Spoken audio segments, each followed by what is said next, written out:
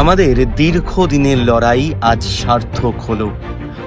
কলকাতা হাইকোর্টের মাননীয় বিচারপতি রায়দান করলেন ১০০ দিনের কাজ ফের চালু করতে হবে বাংলার গরিব মানুষের ন্যায্য প্রাপ্য আদায়ের জন্য। আমাদের জননেত্রী মমতা বন্দ্যোপাধ্যায় এবং সর্বভারতীয় সাধারণ সম্পাদক অভিষেক বন্দ্যোপাধ্যায় দিনের পর দিন লড়াই করে গেছেন দিল্লির রাজপথ থেকে কলকাতার বুকে। একের পর এক আন্দোলন করেছেন তারা।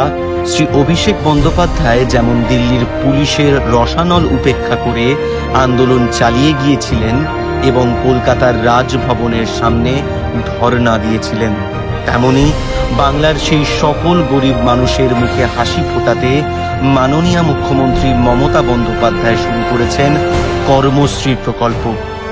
আজকের মাননীয় হাইকোর্টের রায়দান প্রমাণ করেছে আমাদের লড়াই ও সংগ্রাম সব।